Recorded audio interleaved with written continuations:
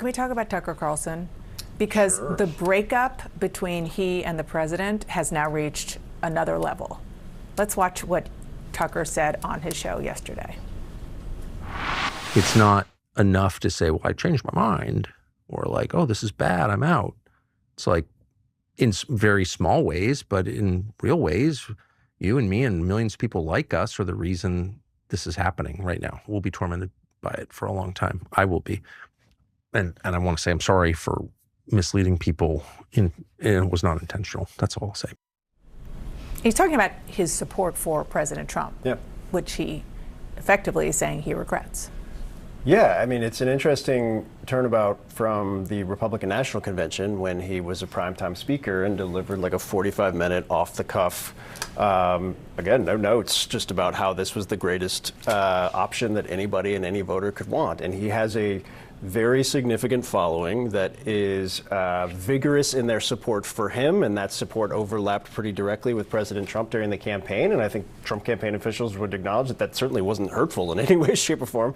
That was only helpful. I think the big question that I've had throughout kind of the splits through various parts of the MAGA universe, sometimes they can be overstated, sometimes we try and read too much into them, but on Tucker Carlson specifically is the number of times they've kind of toggled back and forth between, I'm kind of out of the circle now. No, now I'm back in it. And then all of a sudden he shows up at the White House for an oil executive event and is standing right next to him. There like 5 days before the war started. And so like I don't necessarily read that much into it because for whatever reason, whatever he says publicly, he can still eventually get the president on the phone. I think the biggest question right now is the frustration that Josh was alluding to nationally with the war. The frustration for younger voters who the idea, many of them very shaped by the experiences in Iraq and Afghanistan, thinking we were lied to or we were misled.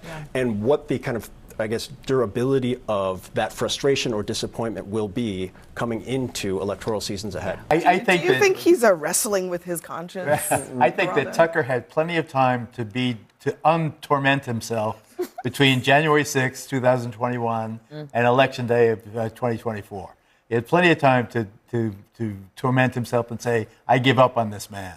Instead, he embraced him.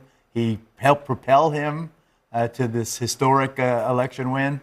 I think that Tucker can't, by being sorry now, run away or rewrite history. Nor can I. To do with this election, in my opinion. I mean, Trump is like a singularly talented campaigner who made it through all these historic, like chaotic periods, disasters, and you know, Kamala Harris made Trump president. Joe Biden made Trump president. Tucker's acting as if like he went out and he gave the endorsement and that rallied all these people. Like this guy was going to win anyway. It had nothing to do with him. Maybe so, but yes. Tucker did absolutely boost Trump. He did absolutely support Trump, and he did it despite, we know, privately saying totally different things. And to Geraldo's point, back in these text messages that were released in the Dominion defamation lawsuit, here's what Tucker said back around that time.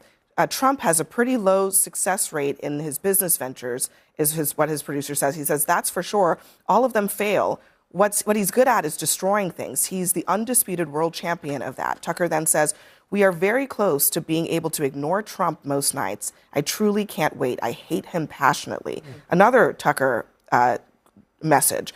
That's the last 4 years. We're all pretending we've got a lot to show for it, but admitting what a disaster it's been is too tough to digest. But come on, this isn't really an upside to Trump. Right. This is somebody who has profited off of talking out of both sides of his mouth. So, I mean, no surprise that today he is crying some, whatever. Right, and you're going to get a lot of apologists and things like that, but the consequences are real.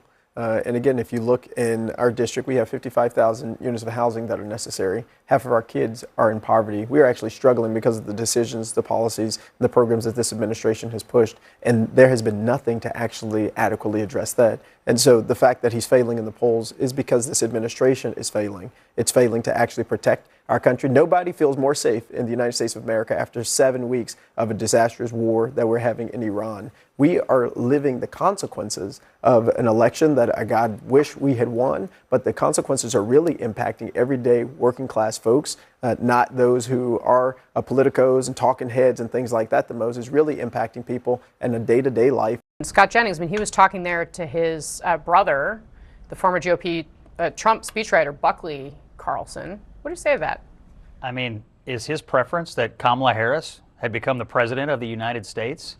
That will come as a surprise to, I'm sure, a lot of people who used to view Tucker Carlson as a conservative and someone who, had certain kinds of values. And what's he sorry for? That we got into an engagement here that might ultimately lead to taking away nuclear weapons? We got into an engagement, Scott? That is quite a way to put it. From Iran? I mean, we started a war. I mean, is he now claiming he had no idea that Donald Trump held the position that he would never permit Iran to have nuclear weapons? If that's what he's saying today, he's kind of a moron. I mean, I don't know how else to put it. Or he's willfully misleading people. The president was clear. He'll never let them have nuclear weapons. We just saw on 60 Minutes on Sunday night a broad agreement among the experts. They have 970 pounds of enriched uranium, enough to make 10 or 11 nuclear bombs. This is not acceptable to the president. He had that position back in 2024. He had that position back in the first term. He has that position today. To say now that you're sorry that you elected a president that wanted to take away nuclear weapons from this terrorist regime, I don't get it. Tucker Carlson was also at the White House as recently as, I think, February. I mean, a few weeks ago. So the New York Times reported he was on the phone with President Trump in the lead up to all of this. Yeah, I mean, so I'm not gonna go so far as to agree with Scott by any It'd be the best possible PR thing you could do. But I am gonna say that the idea that we're gonna take Tucker Carlson at face value on this, I'm not somebody personally who is going to listen to Tucker Carlson say these things and feel like he has had a genuine change of heart. I think there's all sorts of personal ambitions at play here. We can set that aside.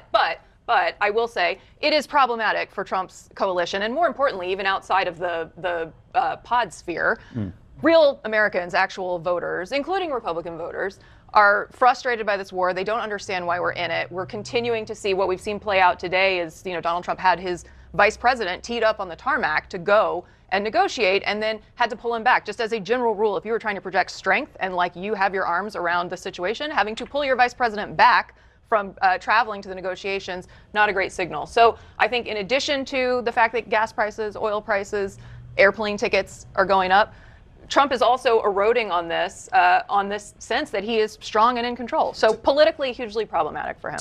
So the president has called Tucker a low IQ person because he is extremely upset with how he's reacting. My group chat is people either being like, the grift is strong, or this reflects an actual sentiment. Where are we on the spectrum? Oh, my goodness. I mean, laugh out loud. Look, he's been upset before. After January 6th, he was, a demonic force. He said all sorts, but they came crawling back. I suspect Charlie, did you just say crawling? He'll come back home because, look, these guys have monetized. They're making a lot of money off of this stuff. And I can't imagine he's going to have a real permanent rupture with Trump because he'll probably lose market share and audience. He'll be back. Tamara, I got to ask, you're a podcaster.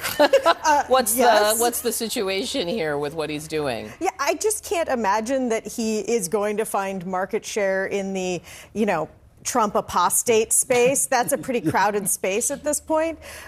So it's not clear to me what is happening, but a lot of people who listen to Tucker Carlson did say no forever wars. They really bought into that, and now here he is. But Tucker Carlson used all of his platforms for many years, amplifying right-wing extreme hate, bigotry, racism, and anything else. So certainly we do not take his commentary serious. And I think what the America First crowd is figuring out that there's no interest like self-interest when it comes to Donald Trump. He is not a principled man. He does not have a core, and now they're figuring it out. But don't look for them to embrace the Democrats. You'll be able to be on Tucker's show apparently, but with his comments.